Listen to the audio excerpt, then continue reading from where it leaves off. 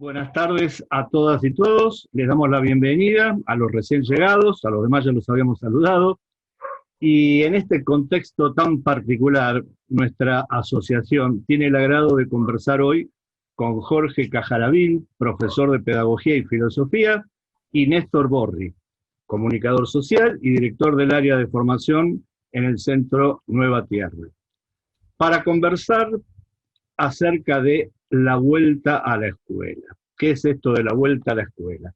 Y la educación de gestión social aporta pensares, preguntas y utopías. La educación de gestión social aporta pensares, preguntas y utopías. De eso va a tratar el conversatorio de hoy. Algunos detalles que nos permitan organizarnos. En esta ocasión, y para evitar ruidos de fondo, les vamos a silenciar los micrófonos. Por otra parte, ustedes pueden hacer preguntas por chat, que está habilitado, y las mismas serán respondidas por los invitados hacia el final de la videoconferencia. Obviamente vamos a tener que hacer una selección de las mismas para evitar las reiteraciones y resumirlas.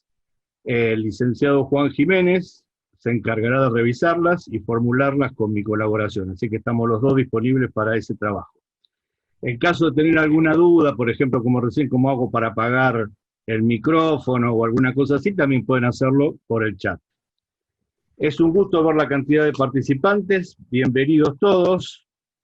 Gracias de nuevo por vuestra presencia. Recuerden mantener los micrófonos silenciados y vamos a cederle, en primer lugar, la palabra al presidente de la FESEABA. ¿Qué es la FESEABA? La Federación de Cooperativas y Entidades Afines de Buenos Aires, que abarca la provincia y la capital, CABA. ¿Qué es esto de la FESEABA? Es una de las entidades que forman parte de este inmenso colectivo que es la Asociación de Escuelas de Gestión Social a nivel nacional. Queremos que nos cuente un poco más sobre esta asociación, Juan, y nuestras escuelas de gestión social. Tiene la palabra Juan Jiménez, entonces. Muchas gracias. Hola a todas y a todos por estar acompañándonos en este segundo conversatorio que hacemos la Asociación de Escuelas de Gestión Social. En realidad, la que tendría que, como inició el conversatorio primero, es Ana María Fernández, que es la presidenta de la presidenta de la asociación, pero bueno, tenía que ir al médico, creo que no llegaba para esta hora, entonces me pidió que si podía encabezar un poquito yo este segundo conversatorio.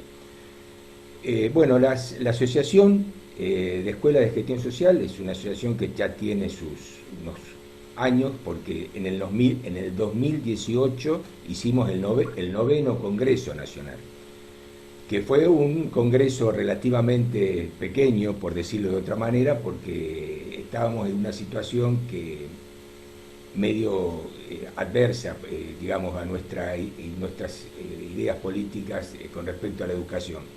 El último gran congreso que se hizo fue en Moreno también, en el 2015, donde tuvimos una muchísima cantidad de docentes y de personas dedicadas a la educación y que habían venido representantes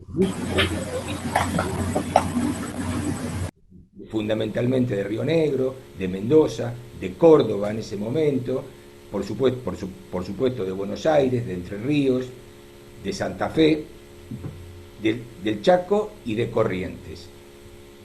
La asociación es ¿cuál es el motivo de la asociación? Y bueno, la ley federal, que como todos sabemos, del 2006, nos habla de tres tipos de gestiones: la gestión estatal, la gestión privada y la gestión social y cooperativa. Esto fue lo que nosotros nos da una entrada a esta nueva gestión, a esta nueva forma en el panorama educativo nuestro, pero nosotros estamos bastante preocupados por nuestra visibilidad, porque si bien tenemos esa tercera opción, permanentemente nos incluyen dentro de la gestión privada, y nosotros justamente lo que nosotros no somos gestión privada. O nosotros podemos ser primos hermanos de la gestión estatal, sí, seguramente, pero de la gestión privada no, porque hay algunos, no solamente, yo les diría no solamente porque todas las entidades que forman no tienen fines de lucro, que es algo que, bueno, generalmente se dice, pero bueno, se entiende que es así, ¿no? Se entiende que es así, pero hay dentro de esta gestión social hay diferentes gestiones, ¿no es cierto? Porque dentro de una escuela hay escuelas que son cooperativas, la mayoría, y escuelas de gestión social, y que están distribuidas en todo el país, sobre todo escuelas cooperativas, que estamos permanentemente recibiendo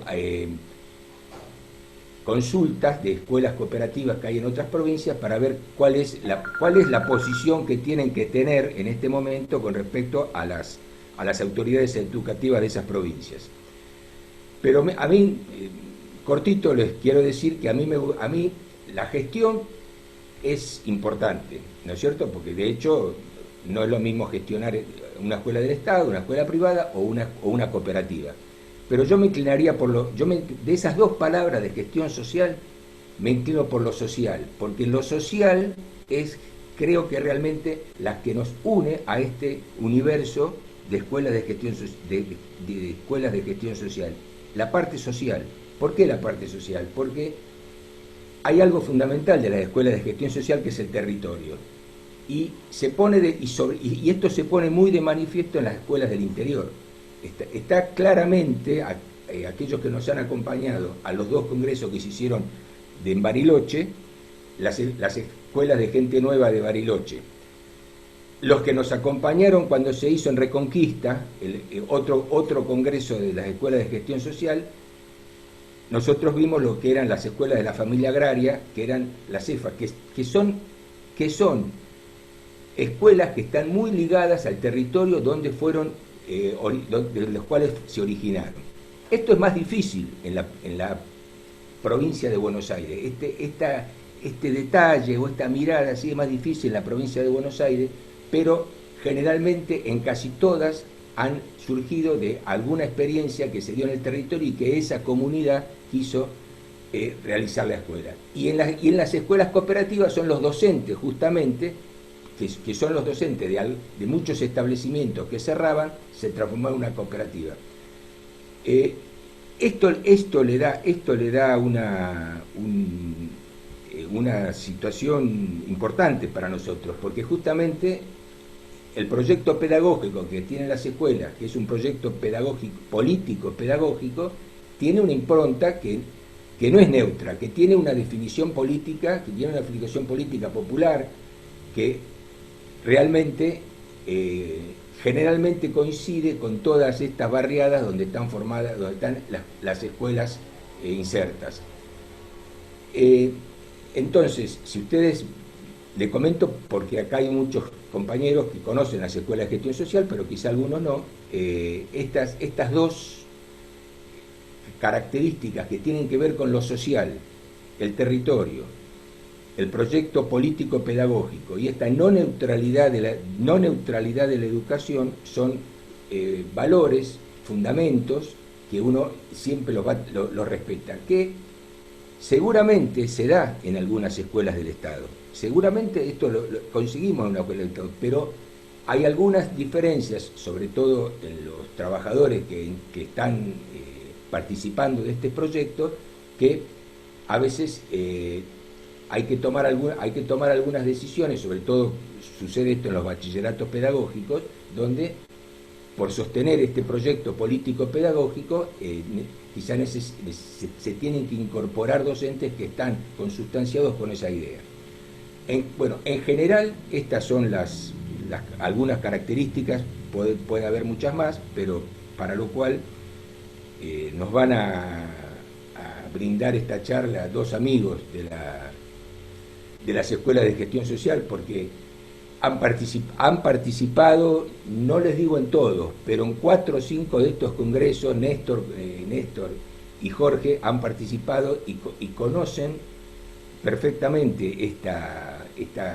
potencialidad que tienen las escuelas de gestión social, donde ambos desde ese, digamos, desde Nueva Tierra nos han muchas veces ofrecido todas estas ideas que tienen, y justamente hemos tomado mucho de su experiencia, y por supuesto siempre están convocados para que nos ayuden. Bueno,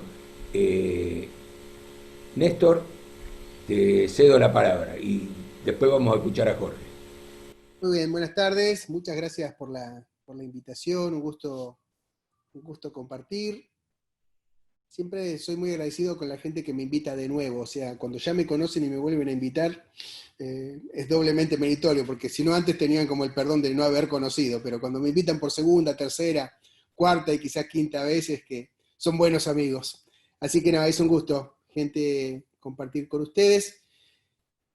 Hay una primera cosa, y que quiero hacer como una especie de meta reflexión, que es una cuestión más de regla de conversación que se mete en algo que creo que tenemos que decir, ¿no? Que es la restricción del tiempo para hablar, que me parece una cosa interesante en términos educativos y en términos de meta reflexión sobre lo educativo, ¿no? Una de las cosas que ha hecho la pandemia y la cuarentena, bueno, hay una amplia reflexión y variada en el mundo docente sobre esta cuestión, que es la cuestión de las plataformas tecnológicas, y en particular esta del Zoom, pero a mí, más que toda la cuestión tecnológica, toda la transposición, etcétera, me parece bien interesante la cuestión de la restricción, y en particular la restricción y los condicionamientos para poder conversar como un punto sobre el que hay que reflexionar, porque tiene que ver con la educación, con la gestión y con lo social, por lo menos con esas tres cosas, y en una punta con la construcción de sentido y en la otra punta con la política, si es que esto tiene puntas.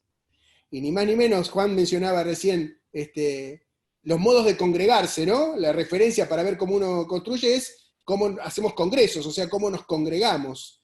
Y ahí hay una reflexión, me parece importante, sobre cómo se compone lo común, y nos congregamos para conversar. Estos dispositivos son dispositivos de conversación, tienen un poco forma de convento, ¿no? Son medio como un conventillo, ¿no? Cada uno en su celda. Conversábamos recién que si uno lo compara con la arquitectura de un aula, no hay fila del fondo, porque vieron que a cada uno, como participante, lo pone al lado de los anfitriones o expositores, entonces no te podés sentar atrás. Y aparte todo lo vemos distinto, eso es muy interesante también. Ustedes saben, ¿no? Que no todos vemos la misma grilla. Del mismo modo que está presente la cuestión de qué es estar presente y ausente en una congregación y una conversación, en una interacción educativa, pedagógica, política o social. ¿Cámara prendida o cámara apagada? ¿No? ¿Muteado o no muteado?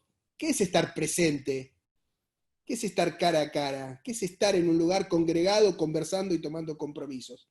Ahí hay una primera cuestión que quería decir, que me parece que en ese sentido, como en muchos otros rubros, la pandemia, cuarentena, en todo caso el fenómeno que vivimos, que no tiene solo la dimensión sanitaria, nos pone frente a un límite que de por sí no es nada, es solo un límite, pero tomado en tanto interrogación es educativo y es una oportunidad de educación, de indagación de qué es gestionar, en el sentido de qué es componer compromisos, porque gestionar es componer compromisos, y qué es lo social, que más ampliamente podemos llamarlo colectivo y ojalá lo político.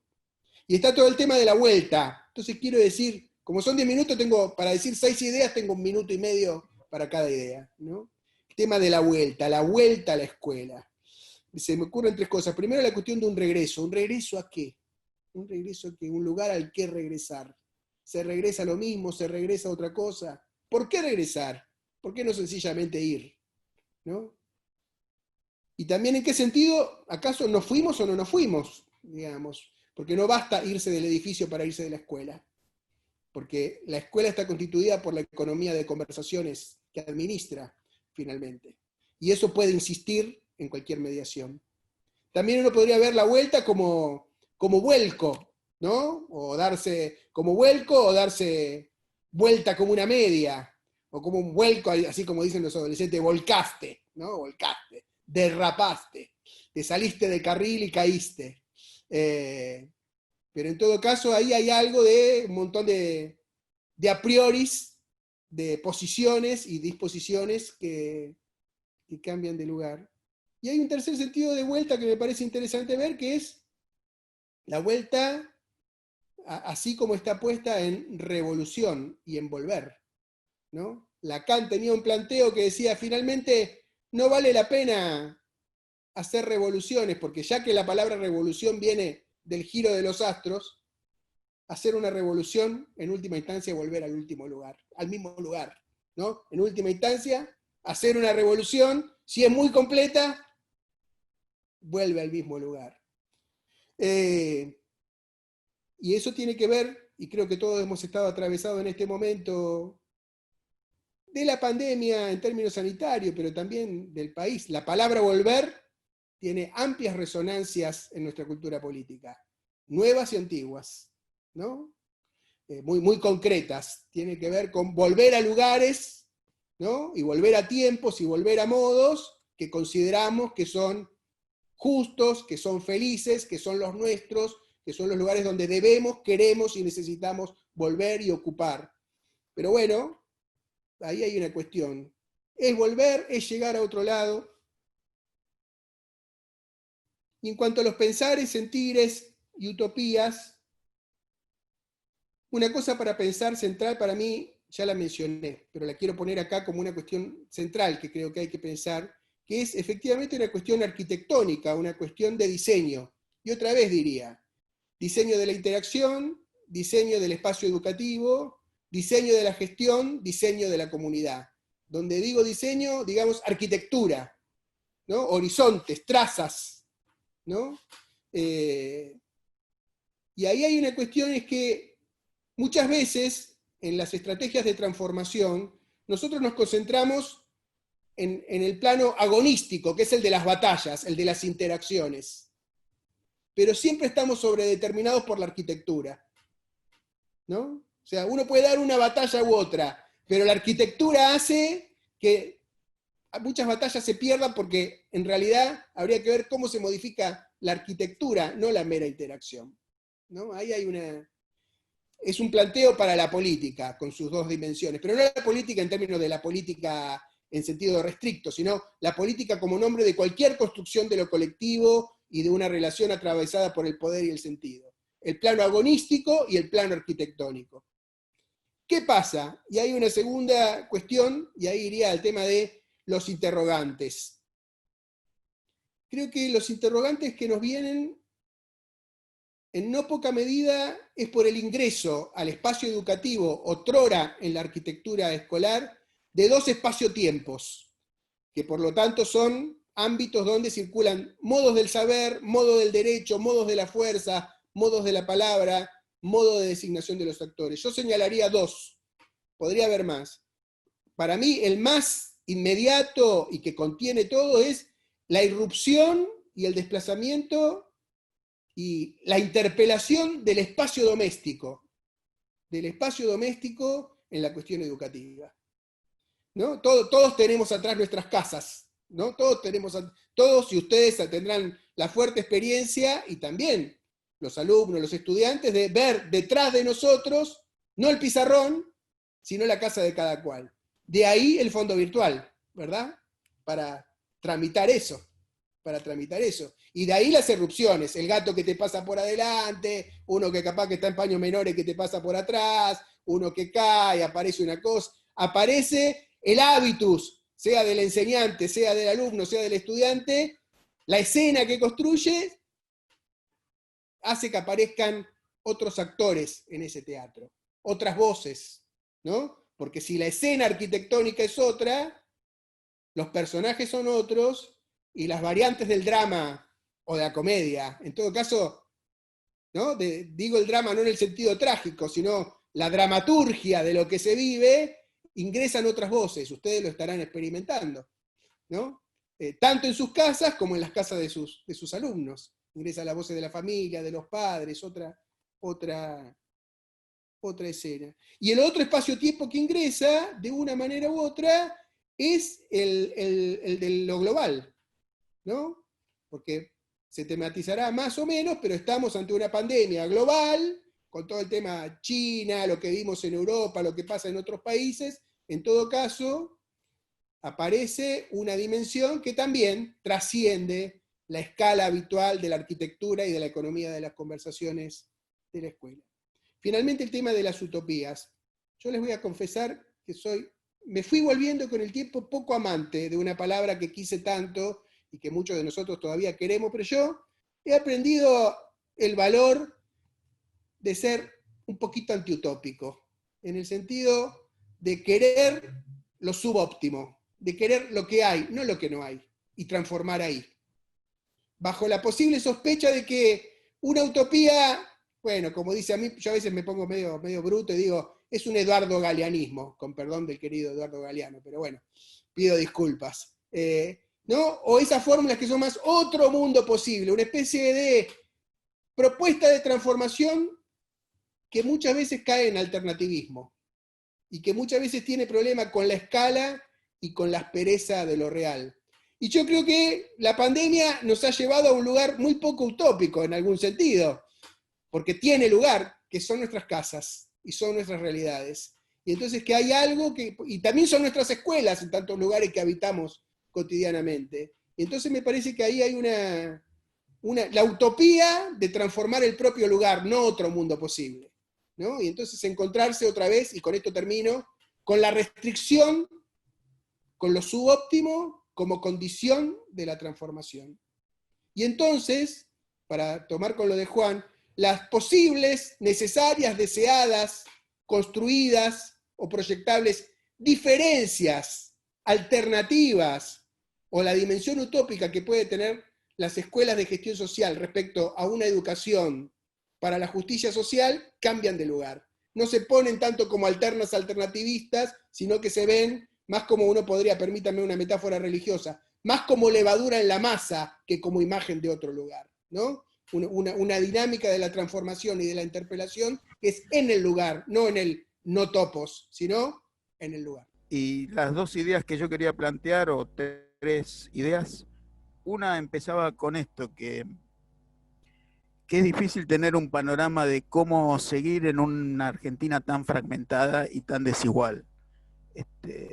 Adriana Puiggrós se fue hace poquito del ministerio y escribía en un libro que salió antes de ayer, creo que se llama Pensar la pandemia, que lo publica UNIPE, y ella decía, nos agarra en este momento en sistemas educativos que ya estaban colapsados. Ahí Néstor al final ponía dos cruces, ¿no? La relación con las familias y con los hogares o con las comunidades nunca fue muy buena en el sistema educativo, y yo creo que ahí las escuelas de gestión social tienen un aporte para hacer, igual que las cooperativas, pero es una relación que siempre estuvo montada sobre desconfianzas mutuas, o sobre los civilizamos, o sobre no queremos que estén. Y la otra que decía Néstor es lo que un gallego que se llama Mariano Fernández Enguita le llama ahora la ecología digital, que hace que se cruce las familias, los hogares y el mundo global, y la escuela bailando en esa salsa, ¿no? Entonces él dice, me rehúso a pensar que la escuela va a ser digital, porque ya todo el entorno es digital. Lo que pasó que estos meses nos hicieron dar cuenta de cuán lejos estábamos de ese entorno digital.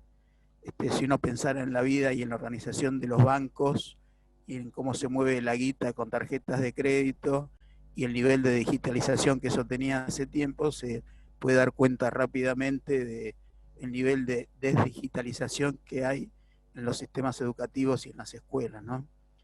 Entonces me parece que ahí hay una cuestión vinculada a la Argentina, que es esta fragmentación, desigualdad, llámenla como quieran, pero una cosa es pensar lo que pasó en la pandemia sin estigmatizar, pero pongo un lugar donde yo viví, en Rosario de la Frontera, una ciudad de Salta de 20.000 habitantes, y otra cosa son, o voy a hablar de los que conozco bien, el sur de la ciudad de Buenos Aires, entre dos villas, la Villa 20 y la 1114, pero en una urbe donde todo pasa vertiginosamente. Me parece que las escuelas son distintas, y no lo son solo porque cambia el paisaje, son esencialmente distintas, y el lugar simbólico, cultural y político que ocupan son distintos. Entonces me parece que hay un desafío de tratar de pensar algo que sea del orden de la igualdad y del orden de la justicia, pero que hay que ser cuidadoso cuando uno aterriza, como dice Cristina, la que hoy no está, no la Cristina, la vicepresidenta, cuando uno aterriza al barro y al barrio, tiene que empezar a pensar con los pies ahí. Creo que Silvina, que está por ahí en la reunión, hace un rato, en otra reunión, hace unos meses, decía, pensamos dónde están nuestros pies. Y eso sí, me parece que es inevitable para esta etapa. Me parece que hay mucha repetición de vocabulario académico, mucho eslogan, mucha política que se reitera, que se repite, no política de políticos, sino política en general que vacía palabras. Me parece que el pensamiento tiene que tener un poco más de carnadura en los lugares en los que estamos. Y digo tres cosas que son fáciles. Una sobre las políticas y los sistemas educativos, otra sobre las escuelas como organizaciones y otra sobre nosotros educadoras o educadores docentes de escuela. La introducción a estas tres entonces es políticas y sistemas, escuelas como organización y docentes educadores, pero la introducción que hay que pagar antes es que por suerte el discurso social que deriva de la política nacional, hoy se cumplen 10 meses, creo 9 meses, del gobierno del Frente de Todos a nivel nacional. Lamentablemente en la ciudad en que yo vivo llevamos 12 años de políticas neoliberales macristas, ahora larretistas, con lo cual el escenario argentino tiene un plano nacional y 24 jurisdicciones que sobredeterminan el discurso político. Para bien o para mal, las políticas nacionales tienen un poder de imposición fuerte sobre la mayoría de las provincias. Sobre algunas no tanto, sobre 3 o 4 el poder de incidencia nacional es más bajo, pero en general el discurso nacional, vía el Consejo Federal, el discurso de la política nacional, vía el Consejo Federal, diría el compañero Acaborri, genera un discurso social o unas conversaciones que ponen en juego. Por ejemplo, el 25 de agosto reciente se aprobó una resolución del Consejo Federal respecto a un programa que se llama el programa Acompañar, cuyo subtítulo es Puentes de Igualdad. Y después dice, para ver qué hacemos con todos los pibes que se nos cayeron o se desconectaron, los tenemos que volver a vincular, pero no solo con la escuela, sino con la cultura. Lo que quiero decir, y es la introducción así rápida, que tenemos un discurso social favorable desde el gobierno nacional para iniciativas que tienen que ver con lo que es el sustrato ideológico, la discursividad o las ideas que tienen los compañeros, los colegas de las escuelas de gestión social, que tienen un piso en la igualdad y en la justicia y en la participación. Y no es menor tener un discurso que autoriza, que reconoce y, si me permiten, hasta que dignifica las iniciativas, que un discurso que las bastardea o que le pone globitos de colores y las trata con cierta ingenuidad. Puesto así rápido y tribunero, no es lo mismo lo de los satélites puestos y la valoración de eso que podemos llamar científico-tecnológico en boca de un discurso gubernamental, que no tenerlo. Para el trabajo cotidiano, digo, no es lo mismo, ¿eh? No es que sea solo para el comentario general. Bueno, entonces ahora sí, las tres cosas rápido, como dice Néstor, 1 minuto y medio para cada una, así la despachamos y después podemos conversar y ustedes preguntan, que es un poco la idea de los conversatorios. En términos, si de lo que hablamos es de ponernos a conversar sobre la idea que tenemos de las políticas y de los sistemas educativos, desde el lugar de docentes o desde el lugar de la escuela en que estemos, ahí una primera pregunta es si lo que vamos a... ¿Hola? No quiero. ¿Estoy? Si se trata solo de una política educativa o de una política cultural, y que se articula. La gestión en la que estamos y que viene de otras, fortaleció Canal Encuentro, que lo creó esta misma gestión, fortaleció muchos sistemas de difusión cultural.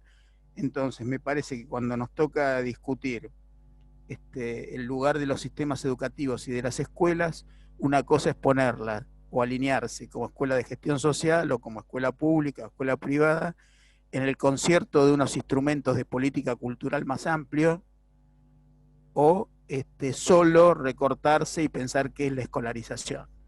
Eso me parece que es una de las disputas que va a haber, que por suerte hay una política que va en ese sentido, pero no en todas las jurisdicciones hay ese armado. Una cosa es pensar para la vuelta de los pibes ahora, o para ver cómo reenganchamos pibes, en que podemos contar con los clubes, con los centros culturales, y sentirnos parte de ese entramado, y la otra es sentirse por fuera.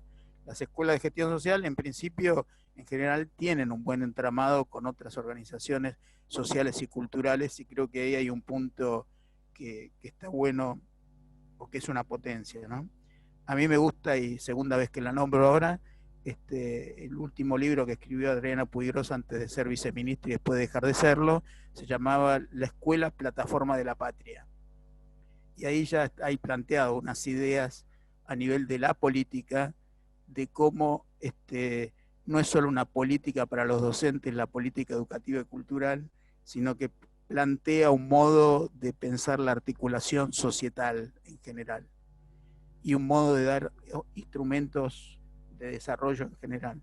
Me parece que uno, hasta cuando discute qué va a hacer o qué no va a hacer en un aula o en una actividad, o plantea que hacerla, estas miradas más amplias hay que tenerlas discutidas, porque si no después nos aparecen ganando con el 51%, porque pensamos que en la escuela se puede hacer y que es indistinto, y no tener discutidas las visiones más macro sobre el sistema educativo. Dicho esto de las políticas y de los sistemas, la escuela como espacio social, me parece ahí, y esto va para nosotros como tribuna en general, y lo digo burdamente, creo que las familias aprendimos la lección de que hace falta tener un espacio arquitectónico escolar. Ahí, como decía Néstor, mencionando la arquitectura, él lo decía más simbólico, yo lo digo en lo crudo y duro, un espacio material en los cuales se dan los procesos de producción de subjetividad necesarios para un colectivo. Ahora, efectivamente, esos espacios de socialización están atravesados por desigualdades y fragmentaciones, y ahí hay una histórica deuda para ver cómo se renueva ahora, y que se renovó ahora por el tema del acceso a los recursos tecnológicos, ¿no? Pero ahí hay creo que efectivamente la sociedad, hasta los medios de comunicación más conservadores o más retrógrados, han asumido la necesariedad de la escuela. Esto es preciso decirlo porque el discurso del gobierno anterior, y un discurso tecnológico que da vueltas por ahí, me encantó preparando esto ver una frase de Boaventura Sousa Santos que dice: mucha política disfrazada de tecnología, y de eso tenemos que estar atentos ahora, que va a haber mucha política disfrazada de tecnología. Ustedes saben que los 5 grupos, creo, tecnológicos, desde Google, Microsoft, y se me olvidan todos los que van dando vueltas, son 5, los que concentran. Antes de esto hacían una presión inmensa para destruir el espacio escolar. Y fue fomentada la idea de que las escuelas caían. Sin duda lo que cae ahí es la circulación de información, y el lugar de la escuela como circulación de información. Pero parece que no hay duda respecto, o pareciera no haberla, respecto de que las escuelas son un espacio social necesario en la configuración actual, no solo acá de Argentina, sino del mundo.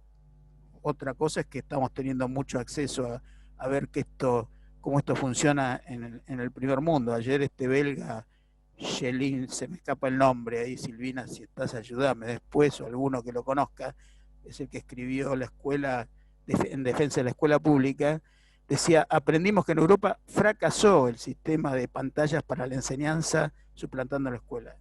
Ayer lo decía, fracasó, no sirve. No hay posibilidad de reemplazar el espacio escolar con un sistema de pantallas.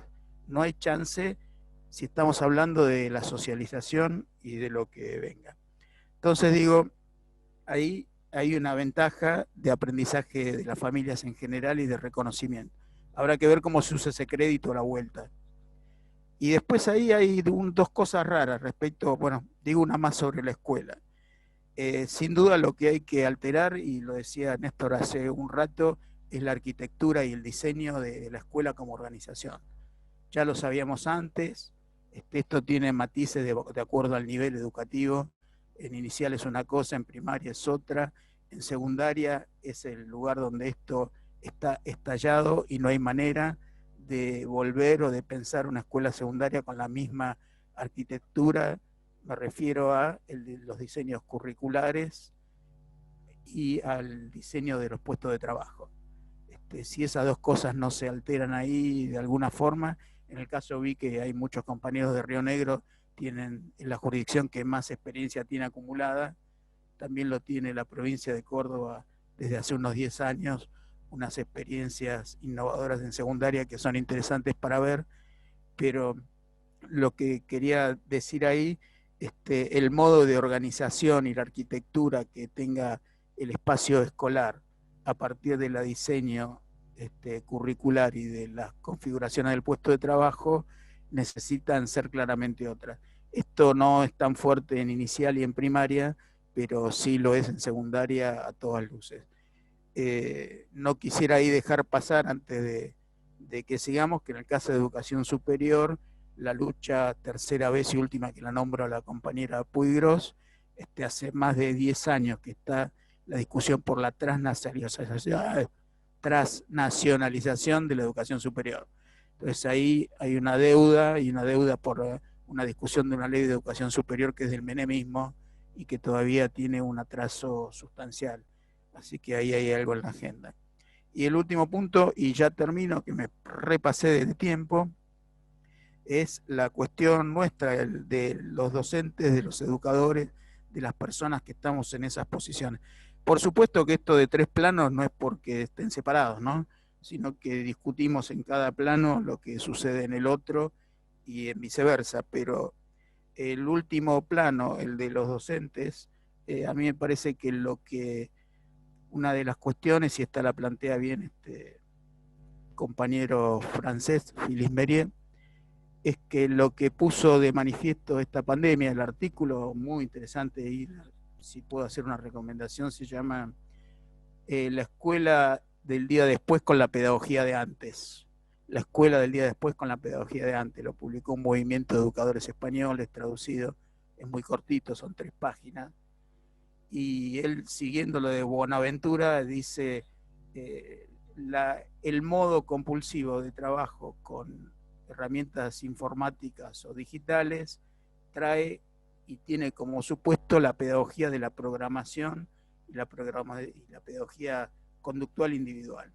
No es solo un mecanismo, sino que hay supuesto una pedagogía y un modo de trabajo. Entonces él dice, la escuela después, pero al final, al meternos digitalización como modo de comunicación, es con la pedagogía de antes. Entonces ahí hay un laburo al cual me parece que hay que estar atentos, porque no es solo el cambio de pedagogía, que no sería un problema si estuviera discutido y asumido. El problema es que el manejo de información o el acceso a la información no genera en nadie el deseo de saber.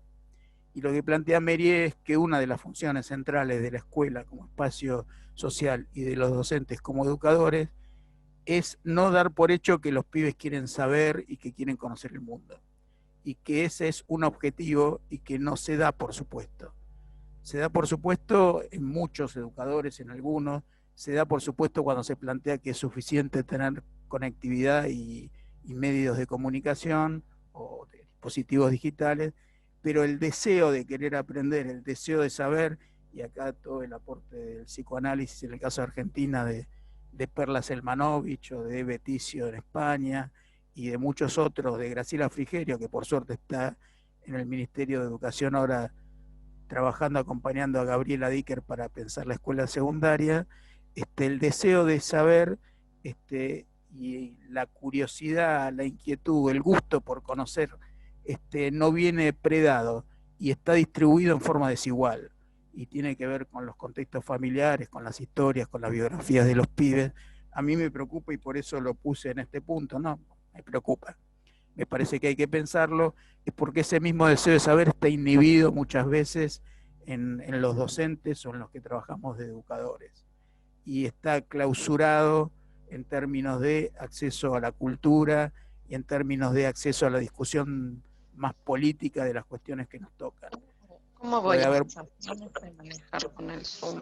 Hay muchas aristas para eso, pero en el caso de los educadores me parece que no comerse el verso tecnológico y pensarnos más como mujeres y hombres de la cultura, ampliados en la curiosidad y en el deseo de saber, no es una cuestión secundaria ni de baratija, sino que hacen de lleno a la politicidad de los actos educativos.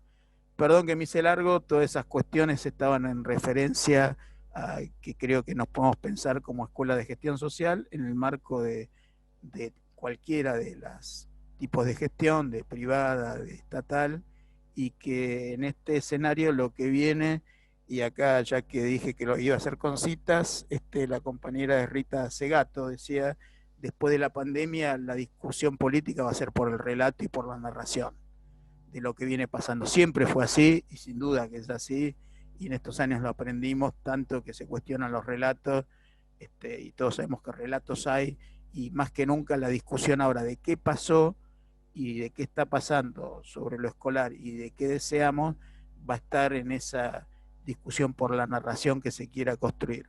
A mí me da la impresión, pero es una impresión desde Villa Soldati, sur de la ciudad de Buenos Aires, 12 años de gobierno macrista con escuelas hechas pelota a las estatales de la zona sur, por supuesto, que hay muchos elementos para plantear unas maneras de hacer escuela que, como decía Néstor, quizás no se acerquen a las utopías, sean lo posible, pero hay muchos pasos cercanos para dar y que en todo caso el escollo para mí me parece más difícil, es cómo las conversaciones escolares, los colectivos escolares, los equipos, decía otra gestión, las comunidades educativas, sinceramente pueden discutir, sinceramente lo digo así a propósito, sinceramente pueden discutir políticamente qué tipo de proyecto educativo quiere asumir cada escuela. Mientras la estructuración del sistema no dé para que esas discusiones se den en el plano institucional, cosa que no pasa en muchas escuelas estatales por los niveles de rotación de personal, y en muchas privadas porque están configuradas con otro objetivo político, sí creo que en las escuelas de gestión social y las cooperativas hay mucho antecedente de esa discusión. También me parece que ahí lo que hay que pensar más es en términos de qué eficiencia tiene esa gestión cooperativa y cuán politizadas y sinceras son esas conversaciones, porque el peor rasgo que tiene la escolarización es que genera como sí, como sí, como sí, como sí, y mucha rutina autoadministrada.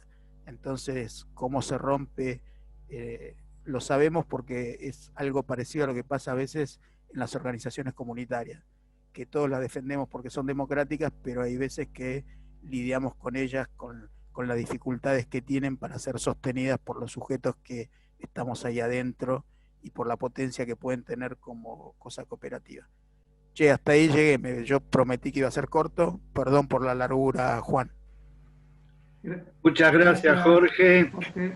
Gracias, Jorge. Gracias, Néstor. Bueno, tenemos algunas preguntas y otras cosas que se están mezclando con las preguntas, como algunas cosas que está compartiendo Néstor, que ya compartió un par de libros, los libros que mencionaba Jorge. Lo que aclaro ahora, porque tenemos dos invitados, si la pregunta está dirigida a uno de los dos, la pregunta que ustedes hacen por el chat, está dirigida a uno de los dos, aclárenlo. Y si no lo aclaran, la pregunta se la formulamos a los dos. ¿Están de acuerdo? En la primera dice, de Cristina, Juan Manuel, seguir enseñando es no abandonar a las familias. ¿Cómo potenciarlo? Y a continuación dice, ¿quiénes se benefician en esta pandemia? Jean Machelet firma. Seguir enseñando es no abandonar las familias, cómo potenciarlo y quiénes se benefician en esta pandemia. Por el otro lado, mientras vamos pensando, Roberto, Néstor contesta por ahí, no hay chance. pero siempre y cuando no hubiera chance de cambiar la valoración o la idea de cuál es el sujeto o los actores que son educados o el resultado del proceso. Estoy leyendo lo que está en el chat. Como de eso segundo hay chance en mayúscula y es un proceso en curso, atenti con las pantallas. Roberto, Y después, para Néstor, Cristina pregunta por qué las organizaciones sociales optan por la educación de gestión social. Roberto, una aclaración. Mayelen era la persona que no se acordaba Jorge, por eso, ¿eh? Por eso está escrito ahí. No se Bien, acordaba el nombre de Jorge. listo, entonces, queda aclarado. ¿Querés ampliar lo que dijiste, Roberto, ¿me Néstor? dejás? Un breve Sí. comentario sobre lo de Jorge, que tampoco estoy tan seguro, pero me lo hace pensar, ¿no? En cuanto a la posible o supuesta o en curso batalla entre pantallas y edificio escolar, por decirlo de alguna manera, o edificio electrónico, edificio escolar. Por un lado, no hay chance en torno a ganar según un supuesto de cuál es el resultado del sujeto, pero lo que está en debate, para mí no es solo si son las pantallas o la escuela, sino qué clase de sujetos entran, pasan y salen de ahí. Y eso está profundamente en debate, no en la pandemia, en la cuarentena, sino en esta inflexión histórica. Entonces, para cierto tipo de sujeto deseado, propuesto, construido, hegemonizado, normativizado e imaginado, las pantallas son perfectas. Eso en un plano. Y en otro, también me parece que nosotros tenemos que ver ahí cuánto... Estas cosas ya pasaron en otra etapa de la historia. En un momento parecía que Platón se oponía a la escritura porque iba a destruir la memoria. Entonces ahí me parece que hay que hacer otros cortes, del cual el que Jorge menciona, por supuesto, es uno fundamental porque así se presenta. Pero así se presenta porque nosotros hacemos el corte, no porque sea esencialmente así, ¿no? Si no, uno podría preguntar, ¿qué pantallas y qué edificios escolares? ¿Qué interacciones cara a cara y qué tecnologías, ¿no? Porque, y doy una vuelta de tuerca más, por supuesto que va a venir mucha política en forma de tecnología, pero el problema no es tanto ese, porque en un punto no podría decir, toda política se expresa en alguna tecnología. Una reunión de educación popular con el ovillo es tecnología. No tiene transistores, perdón la antigüedad, no tiene microchip, pero es tecnología, ¿no? El aula es tecnología, la silla es tecnología. El problema no es si hay tecnología o política, sino el combo permanente de tecnología o política ordenado por qué proyectos de sociedad, de ser humano, de país, de historia, como lo queramos llamar, vale. Y esta es una cuestión general arquitectónica, pero arquitectónica de cómo diseñamos las batallas, no los edificios, ¿no? Y esto es una cosa que con los compañeros de la asociación y con muchos otros, yo la vengo planteando siempre. El tema, la línea principal, me parece a mí, que organiza la lucha, la construcción, no es la que diferencia a las de gestión social de las privadas o a las de gestión social respecto a las estatales. Me parece que es bastante claro que no es la principal, es otra la que corta, porque vos podés encontrar proyectos de tipo A, B, C o D en cualquiera de estas, y muchas veces puedes sentir más correspondencia con una escuela parroquial o privada, o incluso con una de élite, si llegara el caso, si está ordenada por ciertos valores, que con alguna que puede tener una chapa dorada, o de chapa, o de tela, o de aguayo, de gestión social, pero donde el poder circula de una manera que no transforma. Creo que, no lo quiero exagerar, pero esa sospecha la quiero plantear, porque es plantear líneas políticas, no líneas esencialistas. Líneas políticas que son las que nos separan. Del mismo modo que la línea que separa imaginaria, la sociedad civil maravillosa, que la podemos llamar sociedad, movimientos sociales, comunidad organizada, como quieran, del supuesto Estado malo, bueno, nosotros no podemos comprar eso. La línea que corta, la importante es otra, no la que separa sociedad de Estado, ¿no? Sino la que cruzando por lo menos a ambos separa proyectos de país, si es que es una sola, pero bueno, para simplificar planteemos una sola. Juan Jiménez.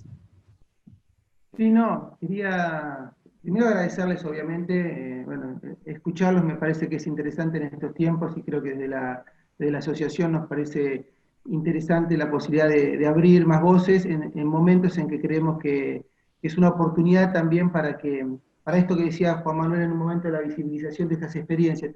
Yo quiero ser cortito, quiero rescatar dos cosas que dijeron ambos que me parecen sumamente importantes para seguir pensando, digo, no con algo, con una respuesta definida, pero bueno, se habló de la arquitectura escolar, digo, esa matriz, esa gramática escolar que tiene la escuela, el sistema, de alguna manera que uno lo podría asociar con una idea muy interesante que escribe la investigadora Marcela Martínez, que habla de la escuela edificio y de la escuela territorio. Uno podría centrar la idea de la escuela edificio en esta matriz organizacional, dura, administrativa, burocrática.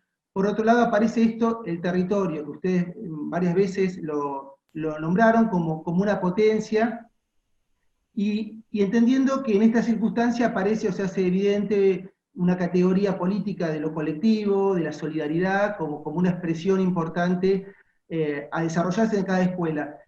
Y la pregunta, de alguna manera, que nos une a nosotros como educadores también, porque está la otra parte, de cómo se transforma eso y cómo nosotros somos parte también de esa transformación, que sería una de las partes que podemos aportar en esa transformación, en esa nueva escuela que se viene, pero también, de alguna manera, ¿cómo ven ustedes, cómo creen ustedes que de alguna forma la parte política, las políticas públicas, el Estado, podrían lograr empezar a visibilizar mucho más estas experiencias, porque hay algo que nos ha quedado pendiente hace un par de años que tiene que ver con la articulación y la visibilización mayor de esas experiencias, y que estas experiencias territoriales que generan un entramado con varias organizaciones también del barrio, pueden aportar para esta nueva escuela que viene, para esta nueva normalidad, si se permite la palabra, pero que de alguna forma también en este estado que ustedes presentan como opuesto de alguna manera, o a este estado del esfuerzo, del mérito, de la escuela quizás como negocio o como mercancía, que obviamente lejos de eso estamos,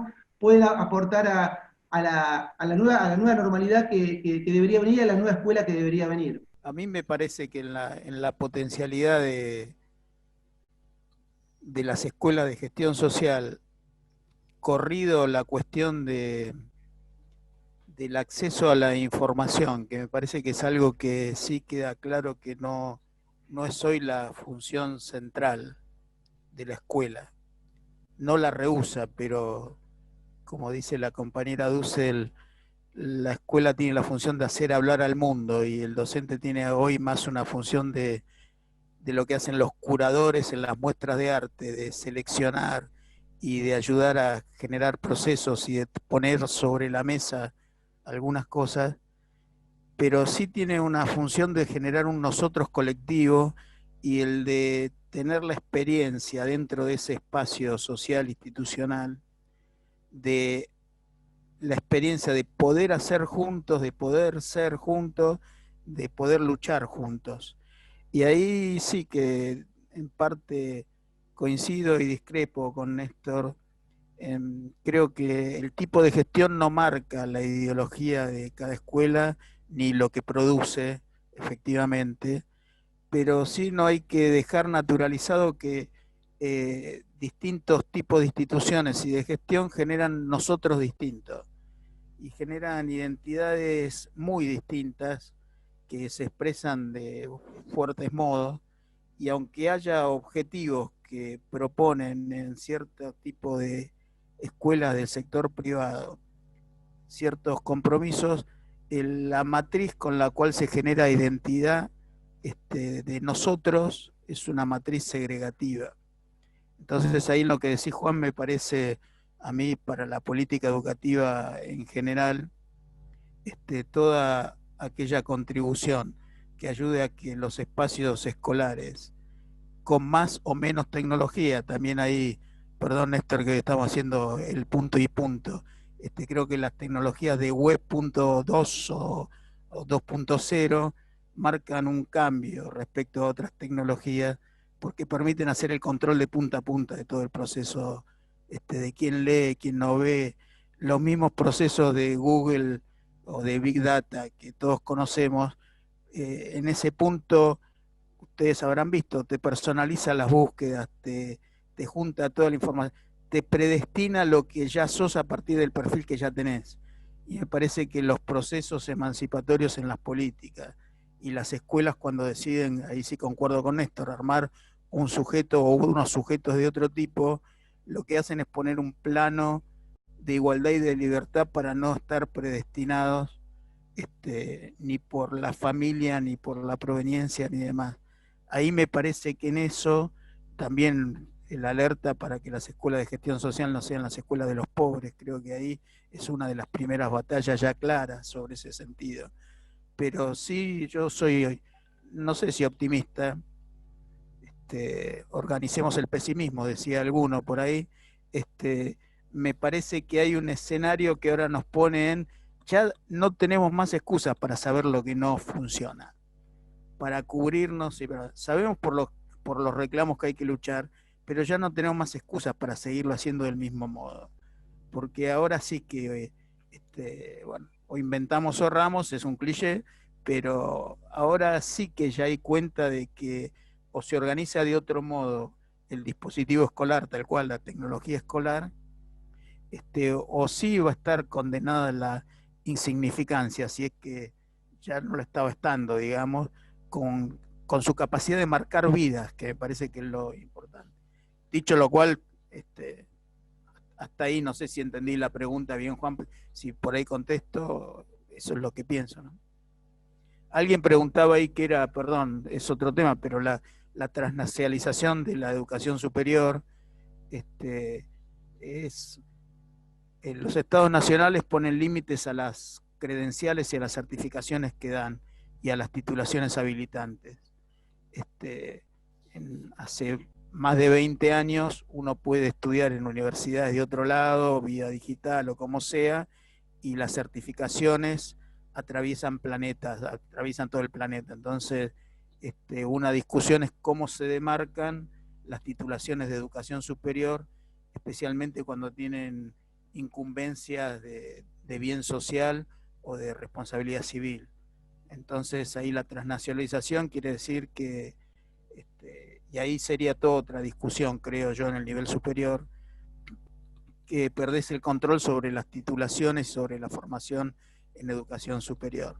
Ahí yo creo que ese es otro capítulo, porque creo que lo que veníamos diciendo, por lo menos lo que yo planteaba sobre la escuela como espacio social, tiene otra discusión en los adultos, en las universidades y en los institutos terciarios, porque ya no es ahí la función de capacidad de simbolización para el sujeto ni de la construcción de un nosotros, sino que es la discusión de perfiles profesionales de alta cualificación, donde el peso de la información es bastante distinto que el peso de la sociabilidad, ¿no?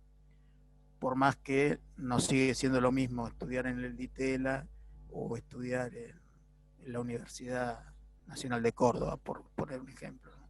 Pero la transnacionalización es eso. Los estados nacionales pierden capacidad de regular la formación en educación superior. Y la ley de educación superior hoy tiene huecos por todos lados que permite que eso pase fácilmente.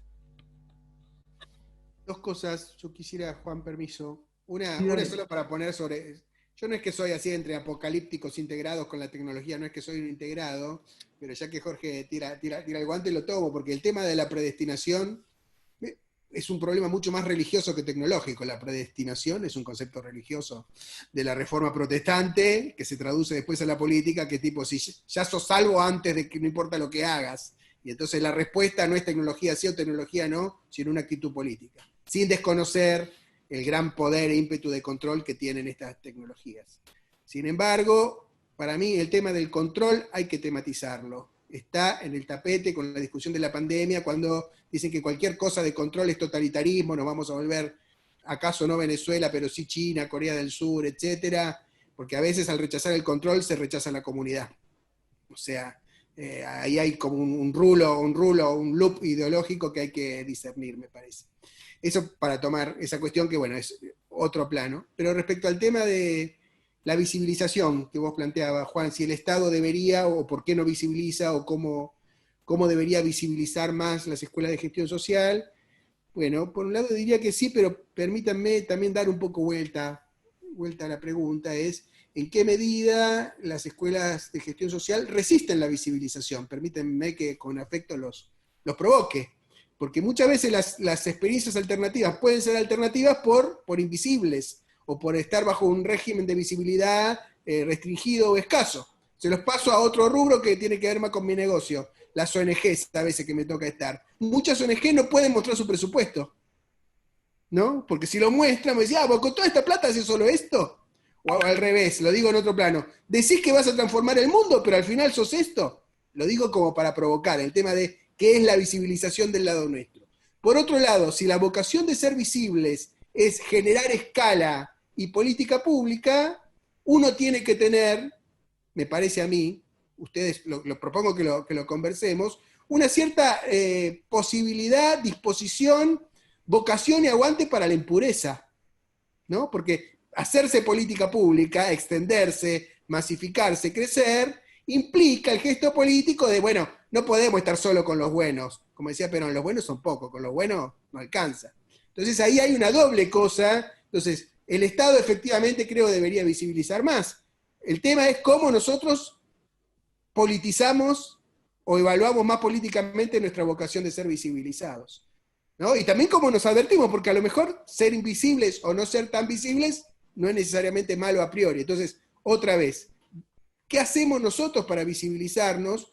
Y para mí es cómo nos impurificamos. O tiro la pregunta, los conozco y nos conozco, los que venimos del campo de lo social, tenemos un puritanismo del bien, pero puritanismo al fin, ¿no? Todos tenemos un pequeño trosco, por más que estemos más o menos peronizados, gracias a Dios. Pero tenemos un puro, se me ríen, lo digo a propósito, entonces los miro reírse, ¿no? Y entonces ahí hay algo de, es con todos, bueno, es con todos, somos el re plurales. Yo siempre en Nueva Tierra decía, nosotros somos re pluralistas, ahora eso sí, nos juntamos solamente con los que son tan pluralistas como nosotros, con los demás no.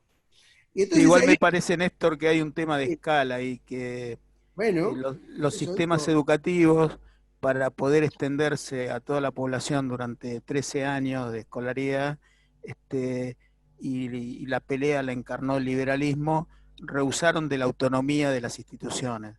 Entonces, en el caso estatal, ¿no? Entonces, ahí para las políticas, no, abonando lo que decís vos, me parece que la discusión de cara a las políticas para tener mayor visibilidad de las escuelas de gestión social o cooperativas que tienen más nivel de autonomía, es que el único modelo disponible es la privatización o las escuelas charter. ¿Se acuerdan que ustedes discutían con la de San Luis?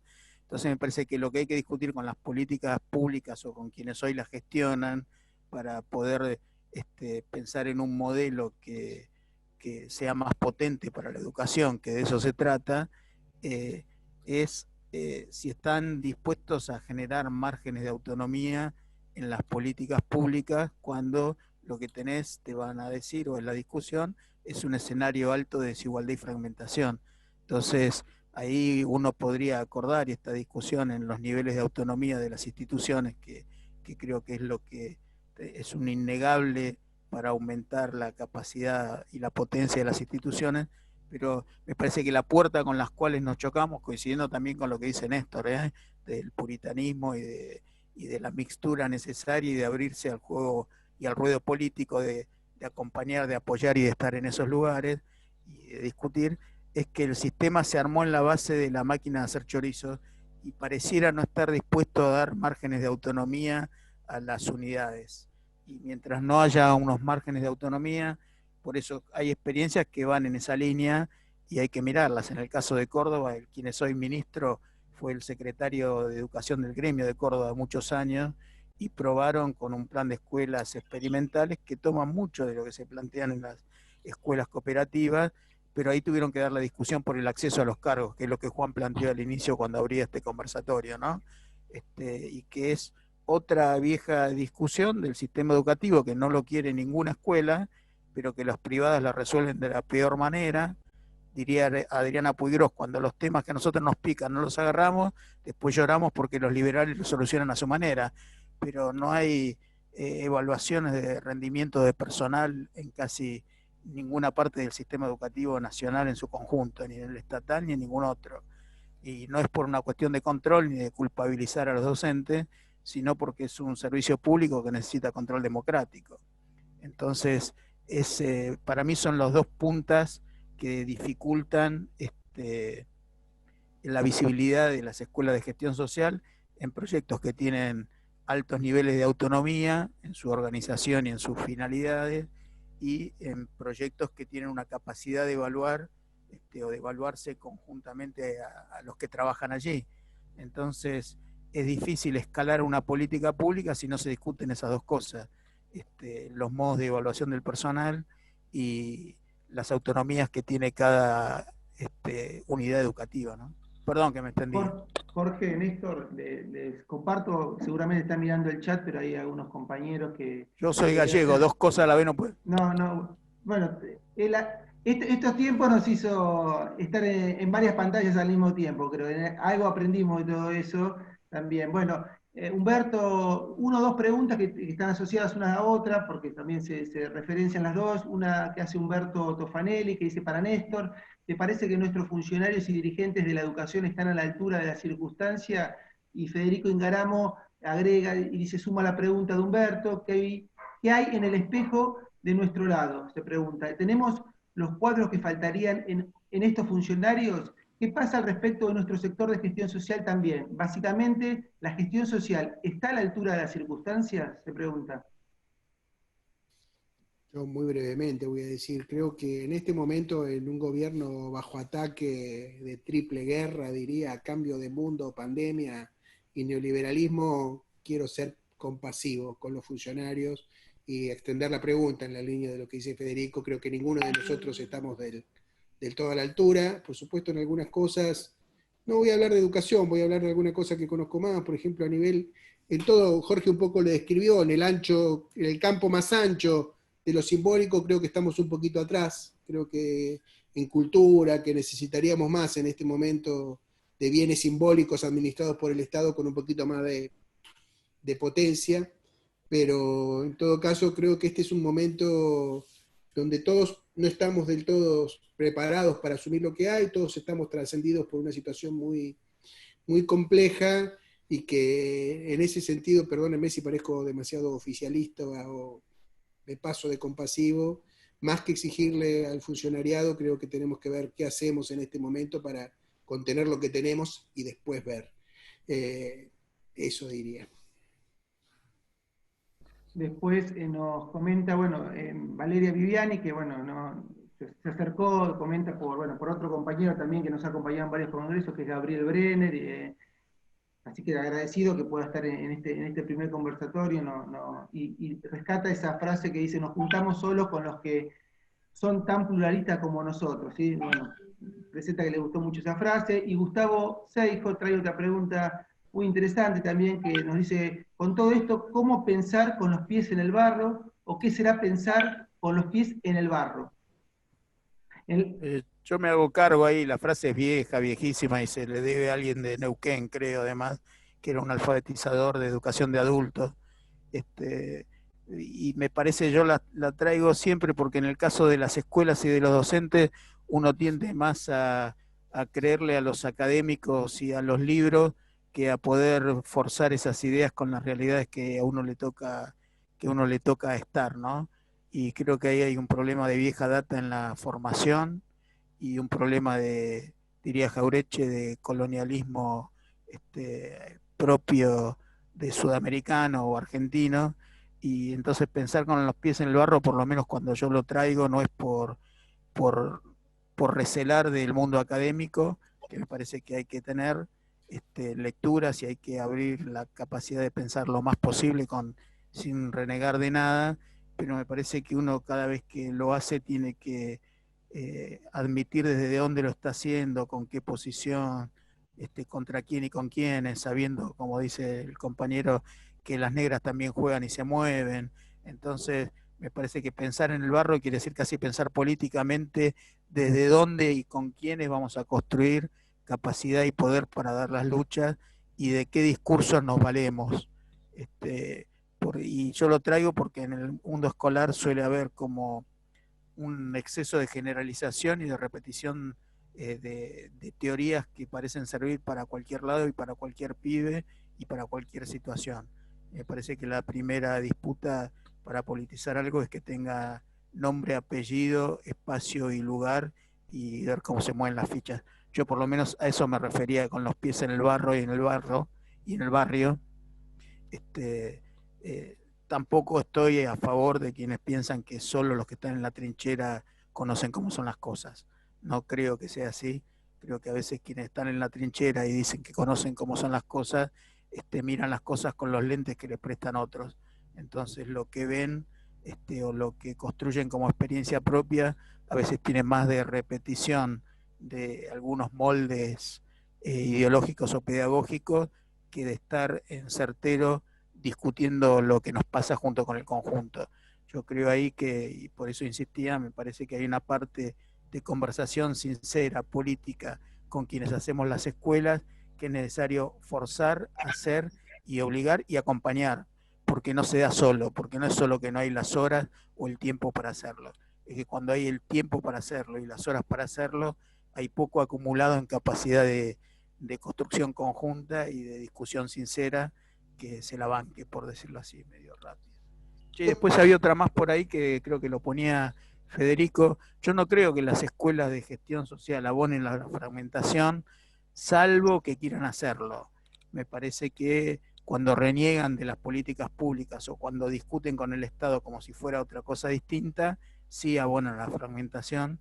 Me parece que en la medida que se sientan parte de un discurso público o político que esté del lado del Estado y que construya un Estado, el texto que yo citaba de Bonaventura Sousa Santos, hace bastante tiempo que viene planteando la idea de las organizaciones como parte y un modo de ser Estado, y creo que el Estado viene intentando en muchos casos como incorporar experiencias y organizaciones, pero sin tirarle tierra a nadie, como dice Néstor, porque no es el momento para hacerlo.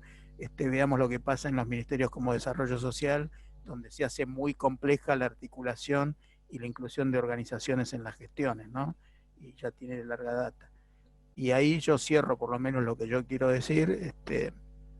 Me parece que hay cuadros suficientes en las políticas públicas y en las conformaciones, y especialmente en el de educación.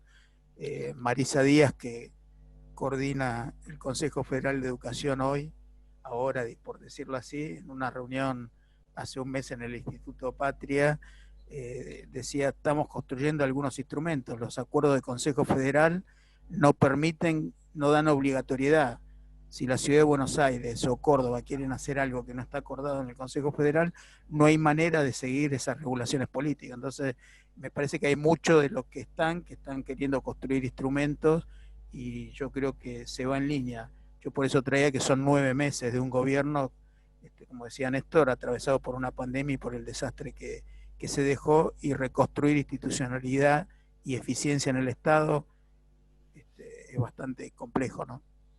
A mí me parece que hoy tenemos los mejores cuadros que puede haber, por lo menos en el sistema educativo nacional, ¿no? Ahí estaba viendo, no, ahí estaba siguiendo el chat mientras te escuchaba, Jorge. Bueno, Mariela Martínez dice que, bueno, me interesa para trabajar con nuestros equipos debatir esta idea de la escuela del después con la pedagogía de antes. Gracias. Otro comentario. No sé si hay alguna pregunta más por ahí que quiera decir. Jorge, dale, Néstor, perdóname, dale. No, una pequeña mención sobre el barro, palabra cara a nuestros espacios. Y si se puede pensar y cómo pensar en el barro. Yo agregaría una cosa más, además de todo lo que sabemos, la importancia del pensamiento situado y en medio de las realidades cotidianas, conflictivas, controversiales y duras, dando eso en principio por descontado.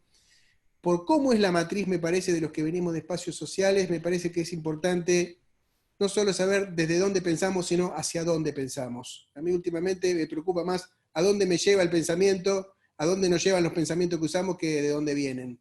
Y en eso agregaría la otra dimensión, no ver tanto el barro como el lugar genuino de donde está la verdadera realidad, ni tampoco como el barro, a veces algo romántico de la fábula del alfarero, sino ver el barro como cualquier lugar impuro donde se puede atravesar la realidad con todas sus dimensiones.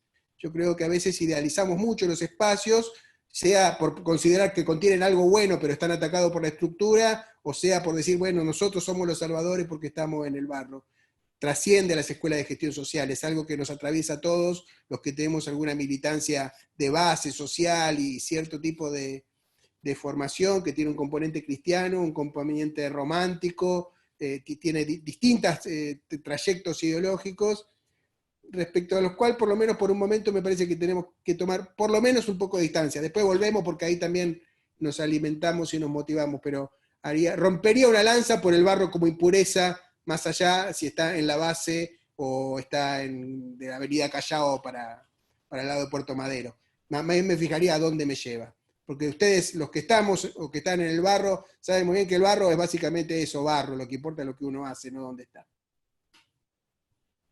Quería preguntarles algo a los dos también, algo que un poco Jorge lo trajo en el final de la charla, que hablaba de los docentes y de ese supuesto que a veces tenemos, que creemos que los chicos quieren conocer el mundo. Y vos hablabas muy bien y tenías una palabra interesante que era el deseo. ¿Cómo generar, ¿sí?, ese deseo? Yo diría, ¿cómo es posible provocarlo en estas épocas en donde también estamos atravesados entre la virtualidad y la presencialidad?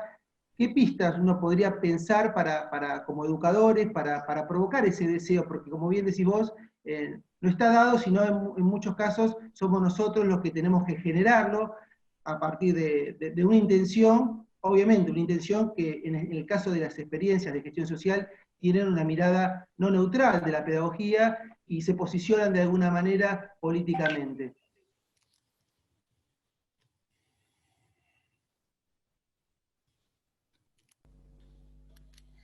Sí, yo no me meto con la cosa psicoanalítica porque la toco de oído, le diría hasta está la compañera, ay, se me escapó, la compañera de Bariloche, dando de un desastre con los nombres, Silvia está por ahí, que podría meterse ahí con la cosa de psicoanálisis y educación.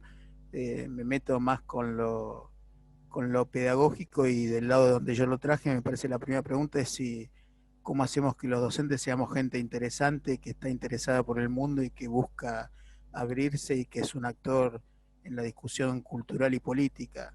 Mientras algo de eso no esté planteado en la misma conformación de los docentes y de los equipos docentes, y mientras no esté puesto el deseo en juego de estar enseñando, es muy difícil abrir el deseo de aprender en otros y de generarlo en los espacios institucionales, ¿no? Yo desde ahí lo traía. Después cómo se hace, me parece que más pistas hay de por dónde no se hacen. Si no hay posibilidad de experimentar y si todo se evalúa y se certifica, no hay posibilidad de invitar a nadie a que sea curioso y experimente. Miren, si quieren ahí anoten otra. Hay una charla de hace 2 años de Flavia Terigi en la Universidad de General Sarmiento que se llama Escuela Revoluciones, es un ciclo de charlas, Revoluciones. Y hay una en que Flavia la invitan como pedagoga y aborda el tema de escuela y revoluciones, ¿no? Y Flavia ahí dice, bueno, uno de los límites para cambiar la escuela es que si seguimos atados a pruebas estandarizadas y somos falderos de cómo nos va en ese rendimiento de pruebas estandarizadas, nadie se anima a experimentar nada, porque después sabes que el barómetro que te mide son los aprendizajes estandarizados en cierto tipo de asignatura. Esto no quiere decir que no haya que hacer evaluaciones estandarizadas a nivel nacional, para tenerlas como retroalimentación para pensar las políticas. Sí quiere decir que si vos querés experimentar o ayudar a abrir, después decís, no llegué a dar el programa, o no llegó hasta... Me parece que una de las puntas de experimentar es lo contrario a querer adocenar todo. Y para mí el punto por donde tirar, Juan, y a los compañeros, es la misma pregunta del interés de los docentes como educadores, como personas de la cultura y de la política, y si está puesto el deseo en enseñar también, ¿no? Porque también hay un renunciamiento ahí serio. Yo creo que hay algo en el movimiento de Marea Verde y en los movimientos feministas en general que ayudan a poder tener una discusión más amplia respecto de los sujetos deseantes, traída esa discusión por ahí por el costado de un italiano que habla de la erótica de la clase. Dice Alejandra Virgin, que hoy es directora de Educación Superior en Provincia de Buenos Aires, decía, bueno, ¿cómo libidinizamos la enseñanza? ¿Cómo hay algo de la libido circulando también ahí? Me parece que eso después busca las formas pedagógicas o didácticas de hacerse, pero yo llamaría la atención sobre cuáles son los límites que te impiden no hacerlo. Y también hay una discusión con las familias ahí que están en general acostumbradas a un modo de trabajo, que es el que viene siendo que si no viste tal cosa o tal contenido, me parece que despertar el deseo y la curiosidad, hay cantidad de cosas puestas en la didáctica y dando vueltas. Pero lo otro que hay que luchar es que viene dado, no viene dado, y me parece que uno se lo plantee como pregunta y como parte de la profesionalidad docente, despertar ese deseo, creo que ahí ya tenemos un adelanto importante. El italiano que mencionaba, Jorge, creo que estabas haciendo referencia a Máximo Recalcati, ¿cierto? Cuando habla de la erótica en el aprendizaje, también un libro muy interesante. Por acá Valeria lo está poniendo también, sí, por una erótica de la enseñanza. Acá traigo también algo que menciona Nati y Pablo, sí, que el barro como lo real, donde se hace experiencia, me parece que también creo que iba en vías de lo que estaba comentando tanto Néstor y Jorge, de que esto con los pies en el barrio tiene que decir cómo construimos estas escuelas con estas prácticas de abajo hacia arriba, y en donde lo colectivo y en donde las familias creo que son un puntapié inicial para este recorrido. Y bueno, y en estos tiempos, como estábamos diciendo hace un rato, me parece que son tiempos de donde está surgiendo todo esto y es importante que de alguna manera se tenga en cuenta. No sé si hay alguna otro compañero o compañera que quiera, te paso ahí Roberto también, si vos tenés alguna pregunta más para compartir, ¿hay algún compañero más? Yo ahí sumo de eso que Juan, perdón, Sí, que estoy muy dale. hablador, pero de la idea de experiencia me parece que hay que tironear, y no como una acumulación de tiempo transcurrido, sino como la posibilidad de hacer experiencia en el sentido de simbolizar y de metabolizar lo que nos pasa. Ahí me parece que atender al cúmulo de información que abruma.